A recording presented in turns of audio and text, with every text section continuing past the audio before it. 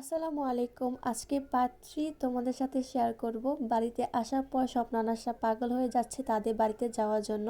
এজন্য আজকে বড় নানাসের বাড়িতে যাব। তো সকালে ঘুম থেকে উঠে নাস্তা করা শেষ করে রেডি হয়ে চলে যাচ্ছি বড় নানাসের বাড়িতে। তো আমার সাথে আমার দেবরও যাবে, শ্বশুরও যাচ্ছে, কিন্তু শ্বশুর আবার চলে আসবে আমাদেরকে দিয়ে। তারপর রোজা মাথা আসার পর আমরা একটা রিক্সা নিয়ে আপুর বাড়িতে চলে যাচ্ছি। রাস্তার মাঝে আমরা অনেক কিছু কেনাকাটা করেছি, সেগুলো আর ভিডিও নেওয়া হয়নি। সব জায়গা এই প্রথমবার আমি সানার পাপাকে ছাড়া একা একা যাচ্ছি। তো একা একা যেতে তো পারবো না সানাকে নিয়ে, এই জন্য সবসময় সব জায়গায় দেবরকে নিয়ে যাচ্ছিলাম। আর কার কার বাড়ি ভোলা লালমোহন তারা অবশ্যই কমেন্ট করে জানাবা। তারপর আমরা আপুর বাড়িতে চলে আসছি। আসার পর কিছুক্ষণ রেস্ট নিয়ে আশেপাশে ঘুরে দেখছিলাম। আমার বড় ননা সব জায়গায় কিন্তু খামারি করে থাকে, হাঁস মুরগি গরু সব কিছুই কিন্তু পালে।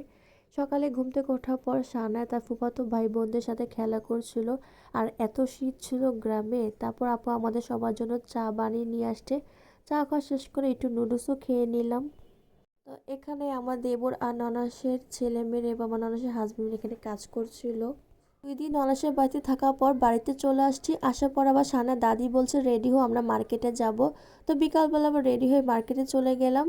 তো এখানে অনেক ধরনের প্রিন্টের গজ কাপড় দেখছিলাম। তো আমি আর সানা ম্যাচিং করে ড্রেস বানাবো একই প্রিন্ট দিয়ে। এখানে অনেক ধরনের প্রিন্ট ছিল, তার মধ্যে একটা প্রিন্ট ভালো লাগলো, সেটাই আমরা নিয়ে নিলাম আর সেখানেই আমরা বানাতে দিয়ে আসছি। তার সাথে আমার ছোটো ননাসের মেয়েও কিন্তু আমাদের সাথে গিয়েছিল, তাকেও গজ কাপড় কিনে দেওয়া হয়েছে। রাত্রেবেলা বাবা দেবর আমাদের সবার জন্য ঝালমুড়ি বানিয়েছে। তো আজকে ভিডিওটি এই পর্যন্ত। সবাই ভালো থাকবেন, সুস্থ থাকবেন। আল্লাহ হাফেজ।